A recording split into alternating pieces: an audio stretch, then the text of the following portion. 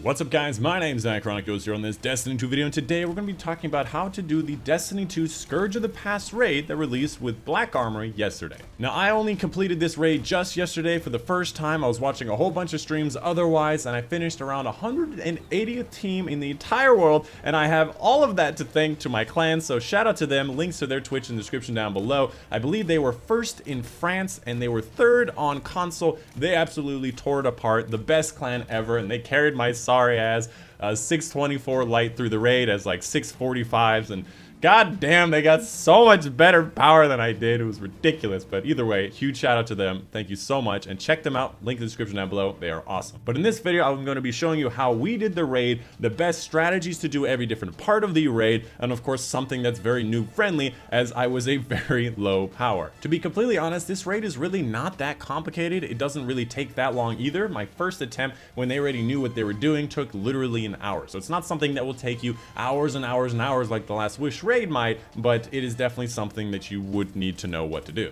And if you do end up liking the video, make sure you leave a like down below so other people can see this video. They can see it higher in the search results, and as well, you can support the channel. Now, I don't always ask for likes. I usually only say, hey, there's puppies on the screen like there are right now, and I just hope that you do the right thing. But this video is quite important to me, and I really appreciate any likes where I can get it. And of course, subscribe for more Destiny 2 in the future, top 5s, weapon reviews, and general tomfoolery. Anyways, I'm gonna go ahead and talk about the general about the raid, you know, the power levels, the weapons, the class, and all this stuff. If you want to skip to the first encounter, just skip to this time now. In the description down below, hopefully there'll also be timers to different encounters. So if you're looking for a specific encounter and you want to come back to this video, it'll be in the description down below. So let's go ahead and get into it. The Scourge of the Past raid starts at 640 power. Now this scales up to 645 and then 650 at the very end. So I'd highly recommend waiting until you're around 640 before you can complete the whole thing, or if you just want to do the first encounter, around 630. And something I always recommend is at least try the first encounter if you're closing in on the right power level, because they will drop you magnificently high drops whatever power level you are. The highest activities, which is currently this raid, will always drop the best stuff. To give you an example, I was 624 when I first started my first one, and my first drop was a 633. Second was a 36, and last was a 38. It is ridiculously high,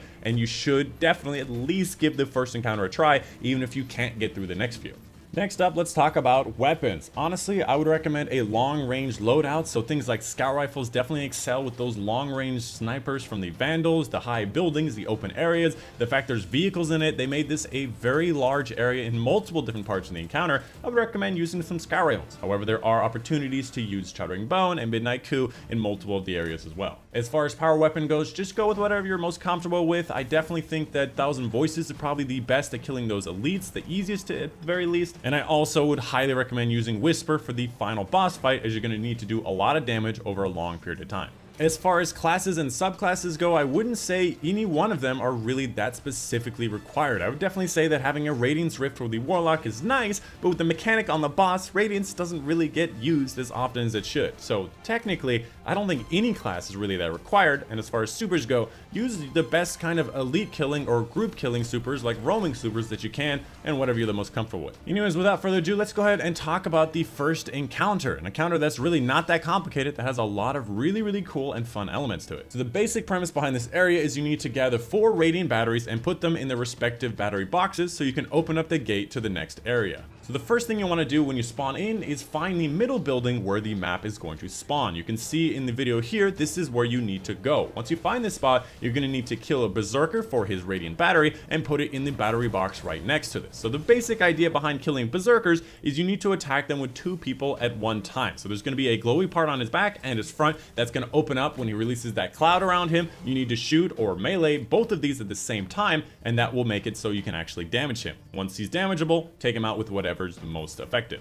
After killing him, he will drop a radiant battery, which you will bring to start up the map. A big note here is as soon as you start the map, you're going to be on a timer. If you don't do things fast enough, you are going to wipe. So at this point, you got to start moving very quickly. So let's go ahead and talk about the map. There's a lot of symbols on it. You're going to want to know which ones are which. First off, the yellow symbols are going to be you and your teammates. You can actually see them as they move around the map, even in 3-dimensional space, which I think is really cool. The green ones are the battery boxes where you need to bring the radiant batteries to, and they are numbered by the number of pips above them. The red symbols are berserkers walking around the map, and the one with the big glowing red circle above him is going to be the berserker that you need to kill. I believe the reason you need to kill him is because he drops 2 at a time, but it could also be that if you put the wrong ones in, you're going to die. Once your teammates have actually killed a berserker and start picking up the batteries, they'll actually have a certain number of pips above them that correspond to the number of pips above the different battery boxes. So if your teammate picks up a battery and he has 3 pips above him, he has to deposit it in the battery box with 3 green pips above that. My recommendation to ease the confusion is to have your teammates pick up 1 battery at a time so you know which person you're talking to when you're referring to the battery. So if like both of them pick them up at the same time, one has 5 and one has 1 pip, they're gonna get really confused. The guy with the one who picked the more south one, just pick them up 1 at a time. Don't make it a lot easier. Another way to ease communication is to agree ahead of time what is north on the map. Now what we did is we found the Schnell Tower to be the south side of the map. Because of the fact Schnell starts with an S and south also starts with an S, it just worked out very easily that way. You can use whatever method you want, that's just what we use. So when your guys end up picking up the right type of batteries, you can actually just direct them based on the map, and as long as you know where the middle is and where you are in respect of the middle, you can figure out where you need to go. As far as team allocation, I would recommend having 2 people at the map. 1 person is the map reader, 1 person is the defender. Obviously the map reader can also defend when he's not doing anything. Have the other 4 people go after the berserker. Once they kill him, then split off into 2 pairs, each team having 1 of the radiant batteries and 1 bodyguard.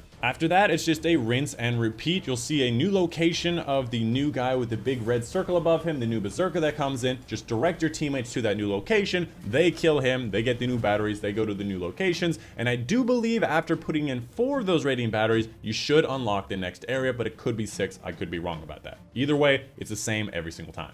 To be honest, this is actually my favorite part about this raid, is being able to look at this map, direct your teammates like it's an RTS. I just really want to drag a box around them and just right click in different locations around the map. And that's pretty much it. This area is really not that complicated. It has a lot of really cool elements in it, and it's very creative, and I really love it. As a last note on it is you can use your Sparrow everywhere in this city, so make sure you pull it out. You can get to different places faster, and on top of that, make sure you have a Sparrow that can be summoned immediately. It's very important, or have a ghost that makes it summon immediately, because that is very crucial for this entire raid. After completing that encounter, the hole in the ground will open up. You can go through it. You move on to the maze slash jump puzzle slash Sparrow section that I find actually is really fun. In this particular section, you've got to have a Sparrow at 160 speed, and you've got to have a Sparrow or a ghost that will allow you to instant summon it. In this part, you're going to need to be going quite fast and not crash too much. The basic premise behind the Sparrow is you're going to be racing as fast as possible. There's going to be a big wall of fire behind you, and you cannot slow down too much, and you have to get at least 2 people through it. We'll get to that when we get there. But the first thing you're going to encounter after going into that hole is going to be a maze of sewers. I'm not going to show you the exact path of it because of the fact that I honestly have no idea. I can't stitch together where I did and didn't go. Just kind of find your way through. Eventually you'll find some broken rocks that will go into like a little cave section in the wall, and that will lead on to the first part of the Sparrow part. You will know that you're at the Sparrow starting line when you get to the kind of dead end area, and there's going to be 2 little consoles on the wall that'll have little hand symbols that appear in front of them. The way you start this Sparrow section is you need to melee both of them at the same time with 2 separate people, and that will open the door, and then you'll have to go out. Once you guys are ready to go, have 2 people melee the 2 hand symbols on the other side of the door. That will open the door in front of you and behind you. Behind you, there'll be a giant wall of fire and a servitor. In front of you will be the open gateway that you need to be racing down with your Sparrow. My recommendation, gun it. Don't wait for people. If you have a problem with your Sparrow, like it catches on fire, get off, summon a new one. The instant summon Sparrow is great for this part. If you have an issue where your Sparrow is like falling off an edge, jump off of it, spawn a new one. Just go as fast as possible. The only thing you really need in this part is to get 2 people at the very end, and then of course closing the door the same way you open it by meleeing the 2 different consoles, and it will close the door at the very end. And then of course you can revive all your teammates after that point, and that's all you really need to do. My recommendation in this part is going to be anticipation. There's going to be a whole bunch of little spinning things like large platforms in the air or things that are spinning in a circle. Just anticipate the holes instead of going for the risky shot. Sometimes it helps to just take a second, wait for the hole to come back around, and just go through it. You do actually have a bit of time as long as you don't fall off your Sparrow too many times. All in all, I found this part to be really fun. I still have not made it to the end to this day, and I hope that I will be able to do that soon because it's really fun. Once you have finished that part, all of your teammates will respawn. At that point, you'll then have to move on to the next jump puzzle and the next maze. This particular jump puzzle, your goal is to get to the end doorway, which is right next to these little platforms that look like they're hung from spider webs. So just make your way up on the little pipes and all everywhere, and eventually you get to the place where you need to go. After that, again, there's another entire maze that you'll just have to find your way through the darkness. I doubt that I will ever remember how to get through it. I'll just blindly go through it every time. Eventually, you'll start to see kind of a Black Army-like location with like black and industrial and red and all that stuff. That means you're going in the right direction, and eventually you'll get to the point where you hit the Botza Uptown, where you're going to be in the final boss area. Woo! That's a mouthful. So now you've made it to the boss arena. Technically, the boss is actually sitting right in the middle. He's a giant death robot. Spoilers.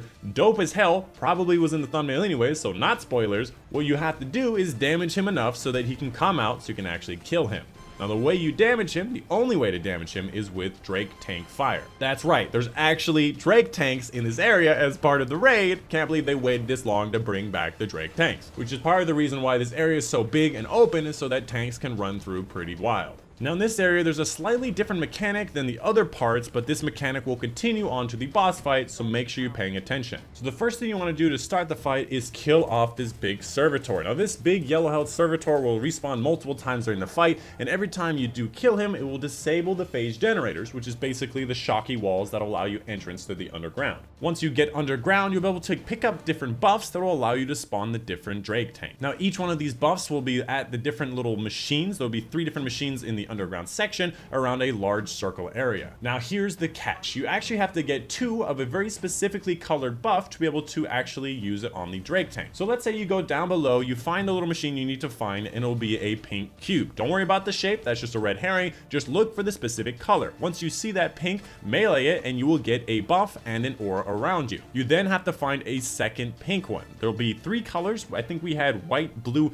and pink. I don't know if there are other colors available, but those are the colors that we had. So again, once you get a specific color, you then have to get a second of that color. Once you have 2, you can then unlock the Drake tank. You'll be able to tell what color you have if you forget by the big aura around you. It'll be pretty obvious. It'll be white, pink, or blue, or whatever it is. Now here's the catch. If somebody else also has an aura and you're standing in their aura, when you also have an aura, you will be damaging each other. So it's very important that you do not stand close to each other so that you can actually survive and not kill each other. That being said, that also means you probably should all be moving in the same direction. Now we picked a clockwise direction, doesn't really matter, just move in the same direction and stay a minimum distance away from each other so you can help each other out without killing each other. And that's basically the premise behind the entire activity. You'll have 3 people down on the bottom section in the underground trying to get ×2 buff of each of the different colors. You'll have 3 people on the top side clearing out snipers and enemies, as well as the shank horde that shows up every once in a while. I am not kidding, there'll be like 10 to 15 shanks that show up of a specific shield type. You have to destroy them, otherwise they go in the underground section and will destroy your teammates. This is where your roaming supers are definitely going to help out, as well as 1,000 voices and shotguns. Just go in on those shanks. It is your job to stop them if you're on top side. Once your teammates on the underground have gotten all the ×2 buffs, make sure you kill off the servitor to unlock the phase generators, and of course open the shocky wall. Each one of them will go to 3 different points around the outside of the map to start the tank, which is basically these big circle platforms around the outside. Once they get the different tanks, the boss is going to start shooting off missiles.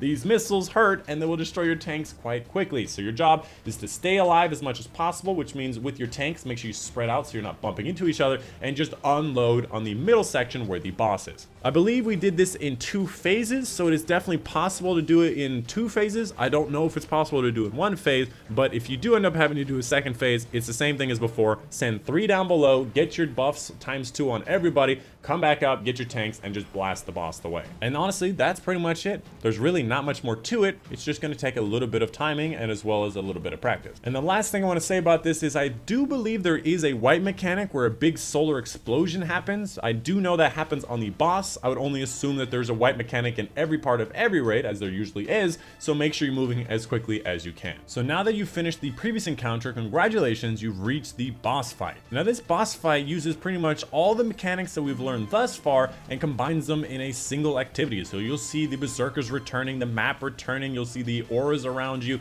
you'll see the big boss fights, missiles come down. Pretty much everything is in this one encounter, and I think they've done it in a very interesting and creative way. The basic premise behind this fight to be able to damage the boss is, firstly, you have to shoot off all the glowy bits off of him so you can remove his shield, and then shoot him with a tank so that he gets stunned. Once he's stunned, then you can do enough damage to him. To get the tank to spawn, you have to find the berserkers around the map, get the radiant batteries, and put them in the right battery box. To be able to know which one is which, you use the map, which is going to be in your spawn area. So again, you're using pretty much everything you've learned thus far, and then you're going to be using it all in one encounter. And of course, during the boss fight, there's going to be auras and whatnot. I'll get to that in a bit. So again, the first thing you have to do is kill off the first berserker, get the battery, and put it in the battery box right next to where the map is going to spawn. And then at that point, it's going to be the same as the first encounter. Have 2 people on the map and have the other 4 people going after the correct berserker. Again, the correct berserker is going to be the one with the glowing red circle above his head on the map. Once you kill him, 2 batteries will drop. You have to direct the people where the specific battery box they need to go to is, split off into 2 groups of 2 at that point with a bodyguard and a runner.